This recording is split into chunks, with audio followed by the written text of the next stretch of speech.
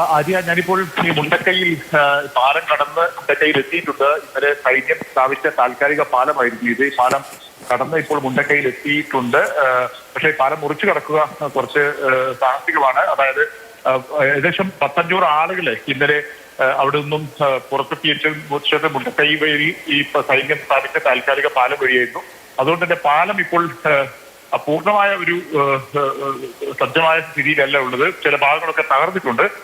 പക്ഷേ ഇപ്പോൾ നമ്മൾ മുണ്ടക്കൈയിൽ എത്തിയിട്ടുണ്ട്. പക്ഷേ ഇനി നമുക്ക് 2 കിലോമീറ്ററോളം സഞ്ചരിക്കണം. ഈ പ്രദേശത്ത് മുണ്ടക്കൈയിൽ ഉരുൾപൊട്ടൽ ഉണ്ടായ സ്ഥലത്തേക്ക് എത്താൻ ഇനി 2 കിലോമീറ്ററോളം നമുക്ക് ഇനി സഞ്ചരിക്കേണ്ടതുണ്ട്. അവിടെ എത്തിയാൽ മാത്രമേ നമുക്ക് എന്താണ് അവിടെ സ്ഥിതി എന്ന് നമുക്ക് പറയാൻ കഴിയുകയുള്ളൂ. ഇന്നലെ ജീവനോടെ ഇരിക്കുന്ന, ആരോഗ്യത്തോടെ ഇരിക്കുന്ന ആളുകളെ മുഴുവൻ ഇന്നലെ മാറ്റിയിട്ടുണ്ടെന്നാണ് രക്ഷാപ്രവർത്തകരും സൈന്യവും ഒക്കെ അറിയിച്ചിട്ടുള്ളത്. പക്ഷേ മൃതദേഹങ്ങൾ ഇനിയും കണ്ടെടുക്കാനുണ്ട്. കണ്ടെടുത്ത മൃതദേഹങ്ങൾ അവിടെ ഉണ്ട് എന്ന് അവർക്ക് സാധ്യമായ രീതിയിൽ മണ്ണിൽ നിന്നും കണ്ടെടുക്കാൻ കഴിഞ്ഞ മൃതദേഹങ്ങൾ അവർ പുറത്തെടുത്തു, രക്ഷാപ്രവർത്തകർ പുറത്തെടുത്തു. പക്ഷേ മൃതദേഹങ്ങൾ വീണ്ടും മണ്ണിനടിയിലുണ്ട്. അവർക്ക് അവരെ പുറത്തെടുക്കാൻ കഴിയാത്ത ഒരു പ്രതിസന്ധി അവർ ഇന്നലെ നമ്മളോട് പങ്കുവച്ചിരുന്നു. അതായത് പുറത്തെടുക്കണമെങ്കിൽ അതിനാവശ്യമായ ഉപകരണങ്ങൾ വേണം, മറ്റ് സജ്ജീകരണങ്ങൾ വേണം. അതൊന്നും ഇല്ലാത്തത് കൊണ്ട് അവർക്ക് കണ്ടു മടങ്ങേണ്ടി വന്നു. മൃതദേഹങ്ങൾ ഒന്നും ചെയ്യാൻ കഴിയാതെ, മണ്ണിൽ നിന്നും മാറ്റാൻ കഴിയാതെ അവിടെ നിന്ന് ഉപേക്ഷിച്ച് മടങ്ങേണ്ടി വന്നു എന്ന് അവർ പറഞ്ഞിട്ടുണ്ട്. ഒപ്പം തന്നെ മറ്റേതെങ്കിലും ആളുകൾ പരിക്കേറ്റവരൊക്കെ ഏതെങ്കിലും ഭാഗത്തുനിന്ന് ഉണ്ടോ, ഒറ്റപ്പെട്ട് കിടക്കുന്നുണ്ടോ എന്നൊക്കെ നമുക്ക് ഇനി അറിയേണ്ടതുണ്ട്. പക്ഷേ അവിടേക്ക് എത്താൻ ഇനിയും നമുക്ക് 2 കിലോമീറ്ററോളം സഞ്ചരിക്കണമെന്നാണ് നമ്മൾ മനസ്സിലാക്കുന്നത്. ഇപ്പോൾ നമ്മൾ ഈ കാണുന്ന ഈ മുണ്ടക്കൈ, അതായത് ചൂരൽ മലയുടെ ഇങ്ങേ അറ്റത്ത് മുണ്ടക്കയുടെ ഈ പ്രദേശത്ത് ഇപ്പോൾ നിൽക്കുന്ന ഈ ഭാഗം ഞാൻ മനസ്സിലാക്കുന്ന ഒരു അമ്പലം ഉണ്ടായിരുന്നു എന്നുള്ളതാണ്. അതിന്റെ അവശിഷ്ടങ്ങൾ ഒരുപക്ഷെ ദൃശ്യങ്ങൾ നമുക്കിപ്പോൾ കാണാൻ കഴിയുമെന്ന് ഞാൻ പ്രതീക്ഷിക്കുന്നു. അമ്പലത്തിലെ ശാന്തിയെയും കാണാനില്ല എന്ന് വിവരമുണ്ട് ഷഹീദ്.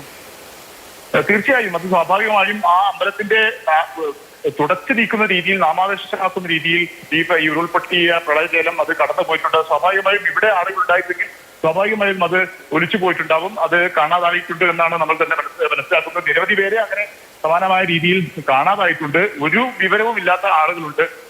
ഒരുപക്ഷെ അത്തരം എണ്ണത്തിലായിരിക്കും ഇവിടെ ഉണ്ടായിരുന്ന പൂജാരിയും ഉണ്ടായിട്ടുള്ളത് എന്ന് നമ്മൾ ഈ ഘട്ടത്തിൽ മനസ്സിലാക്കേണ്ടി വരും. അതായത് വീട്ടിൽ ഇതിനോട് ചേർന്ന് തന്നെയാണ് ചൂരൽമലയിലെ ജനവാസ കേന്ദ്രവും ഉണ്ടായിരുന്നത്. ആ ജനവാസ കേന്ദ്രത്തിൽ നിരവധി വീടുകൾ അടിച്ച് നിലംപരിശാക്കി അല്ലെങ്കിൽ തകർത്തെറിഞ്ഞുകൊണ്ടാണ് ഈ ഉരുൾപൊട്ടിയ ജലം എത്തിയത്. അതിന് സമീപത്തായി ഇങ്ങേക്കരയിലുള്ള മുണ്ടക്കയിലുള്ള ഈ ക്ഷേത്രം, ഈ അമ്പലവും പൂർണ്ണമായും ഈ നാമാവശേഷമാക്കി ആണ് ഉരുൾപൊട്ടലിൽ പ്രളയജലം കടന്നുപോയിട്ടുള്ളത്. ഏതായാലും വലിയ നാശനഷ്ടമുണ്ടായ ഈ പ്രദേശത്ത് ഇനി മുണ്ടക്കയിൽ ഇനി എന്താണ് കൂടുതൽ ആളുകളെ കണ്ടെത്താൻ കഴിയുമോ, അല്ലെങ്കിൽ അത്തരത്തിൽ ആളുകൾക്ക് ഏതെങ്കിലും തരത്തിലുള്ള രക്ഷാപ്രവർത്തകർക്ക് സഹായകമായ ഏതെങ്കിലും വിവരങ്ങൾ നമുക്ക് നൽകാൻ കഴിയുമോ എന്നാണ് നമ്മൾ അന്വേഷിക്കുന്നത്.